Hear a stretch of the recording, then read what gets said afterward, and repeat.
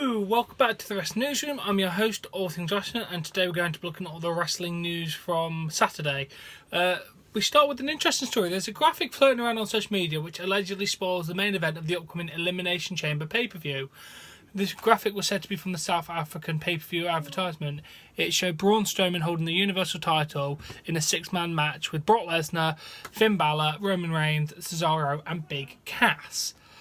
It was then confirmed it was a hoax as the image was created by a fan and used in a fantasy booking YouTube video on August 2017. But the idea is nice. Minus Big Cass. Sorry, dude, but I don't think you'd add anything to that match. But yeah, that would have been awesome, to be fair, if that had happened. I want him to be Universal Champion. But yeah, that is floating around. Then we go to the story about Chris Jericho. During the build-up to the Wrestle Kingdom, he showed a fan art with him and like the spirits of Eddie Guerrero and Chris Benoit, and he said he was going to dedicate his Wrestle Kingdom match with Kenny Omega to his fallen brothers Eddie Guerrero and Chris Benoit. He's now addressed some of the criticism that he got regarding his Instagram post. Ryan Satin was one in particular he mentioned. Ryan Satin said, "For those who don't remember, Chris Benoit murdered his wife and their 7-year-old child." And now I'm not going to say the statement. I'm just going to let Chris Jericho say it himself on this. About 5 hours. So thank you guys. About 5 hours. So thank you guys so much. I appreciate it. And also, I get a couple smart-ass remarks here for an Instagram post that I put up of this great fan art that somebody drew of me with kind of the spirits of Eddie and Benoit behind me, and I said I dedicate the match to those guys. Yeah, I know what Chris did. I think about it every single day. I was involved more than any one of you are, so trust me, I understand the horrible, horrible events that took place. I'll never forgive it. I'll never understand it, but I have my reasons for doing what I'm doing, so don't anybody tell me, anybody make smart-ass remarks about what I say and what I do, including that son of a bitch Ryan Satin. He can go fuck himself. He can spread that news. Nobody tells me what to do. I have my reasons, and I think about the loss of Nancy Benoit and Daniel Benoit every single fucking day. So that's enough of that. I'll never talk about it again. But tonight, it's fun. There we go. Okay. Just saying, Chris Jericho knows the reasons why he did it. We don't need to know his reasons. We just need to respect him in that regard. Obviously, like he said, we can never forgive and we can never forget what Benoit did, but we still... I bring him up sometimes as a good wrestler. I don't ever even imagine what happened and ever forgive that, but just some point you just got to move and just try and focus on other things. But yeah, Chris Benoit and Chris Jericho, and it's just one of them situations, but Chris Jericho knows what he's doing. It was an amazing match. I'm glad he dedicated it to two amazing wrestlers who have unfortunately passed on. Now let's move on to our next story. Mae Young Classic competitor Candice LeRae has still not been officially signed with WWE. Dave Meltzer reports that she's on the company's radar. The belief is she'll be off the indie scenes if she successfully goes through the WWE hiring process. Get her. Let's do this. And then Rey Mysterio reacts to Kenny Omega vs Chris Jericho match from Wrestle Kingdom 12. Had high expectations for this match, and always both Kenny Omega and Chris Jericho did not disappoint. The match was dope and the crowd was lit. # great finale, whatever. Yeah, it was an amazing match.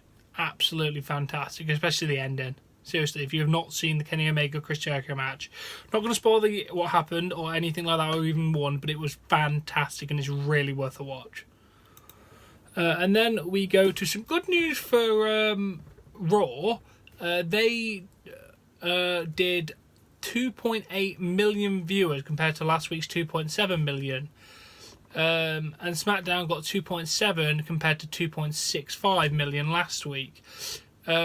Raw also had stiff competition going up against two college football games and being on New Year's Day. So they're fantastic numbers for saying what the circumstances were, to be fair.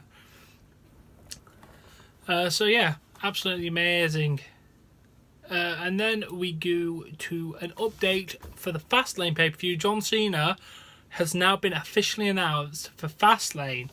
But that is not all the John Cena news we have today. He has now also been confirmed for Elimination Chamber and the Raw after Elimination Chamber. So he's being advertised for everything. Jesus, John, you are so trying to get your time in next year, aren't you? This year, sorry. But yeah, that's amazing. I hope John has the best. I want to see him at all. I think he's just for the best stuff in his career at the minute, so yeah, let's keep it up. And then an update on Chris Jericho's status with New Japan Pro Wrestling. He doesn't appear to be finished with New Japan Pro Wrestling yet, as he attacked Tetsuya Naito during the promotion's New Year Dash event. The two of them had previously exchanged words while doing media for Wrestle Kingdom 12. There's no words on whether a match between these two might happen. He has several dates with Fozzy for the next couple of months, but he does not appear to have anything booked on March 25th when New Japan returned to Long Beach, California. Ooh. And also, they're calling the event Strong Style Involved. The ticket sales go 29th of this month at 10 a.m. Pacific, 1 p.m. Eastern. I don't know any other times, just that. And currently, ticket prices on the court, 1 to 4, 200. Rows 1 to 4, $200. 5 to 12, $150. Stadium, row 1 to 7, $100. Row 8 to 14, $80. And row 15 to 24, $50. Service charge is not included. But yeah, can't wait to see them return. It'll be an amazing show. I'm actually going to watch the attack. Holy Jesus, it's vicious. It's literally a vicious attack. And then Baron Corbin has continued to respond to fans that make fun of him for having a receding hairline. He wrote the following exchange: "People tried to take away everything I earned last year. After winning the Royal Rumble match, I'm taking away every one of your hopes and dreams. I'm taking the main event of WrestleMania. Hashtag Rumble for all." And then this guy said, no, you squandered your opportunities and lost everything handed to you. After you lose the Royal Rumble match, you'll be lucky to be in the Andre the Giant Battle Royale again, you balding sack of flour. Why do people need to be negative little shits? Fuck you, unshaven Mark. Oh, he's a Mark. Fuck. Baron Corbin said, why do people who look like this always try to insult someone else? Dude, you should really stay in your lane, keep living your life. Where nobody knows you are. I'll do me. It's a picture of someone. That is a weird ass picture. I'm actually just going to show you. I don't know. Are we on? Yeah, that's the dude. I tried to insult him. I mean, come on, guys. Just play nice with each other, or we'll take the toys away. Oh, bloody hell! Why do I report crap like this? Oh yeah, it pays the bills. Wait, no, it doesn't. Why do I do it then? I'm trying to see if there's any other stories I could have covered. No, I think I've only got one more story. Check No DQ. Wrestling Observer. Oh, Apollo Crews is replacing Enzo Amore in the Mismatch Challenge. There's NXT spoilers, but I'm not gonna even dare to look at them because I really want to enjoy NXT. And then the last thing we have to report, the RyanCenter.com announced that 205 Live's tour scheduled for Friday, January 19th in the Ryan Center on the campus of the University of Rhode Island has been cancelled. All tickets for the Friday, January 19th show at the Ryan Center will be fully refunded.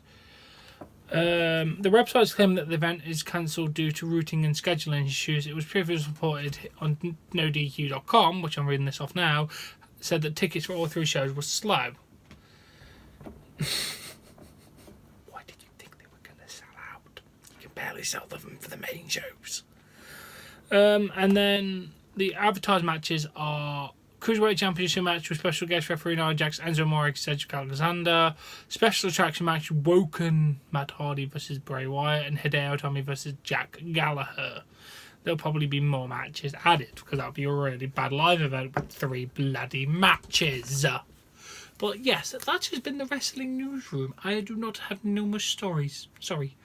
But yeah, that was fun. And I had to come back after like a couple of days off from news. When did I do the last one? Thursday, I think? I don't know. I lose track of life. But yeah, if you have enjoyed this video, please give this video a like. Please support me on Patreon. Link in the description below. Subscribe to more content. And I'll catch you later.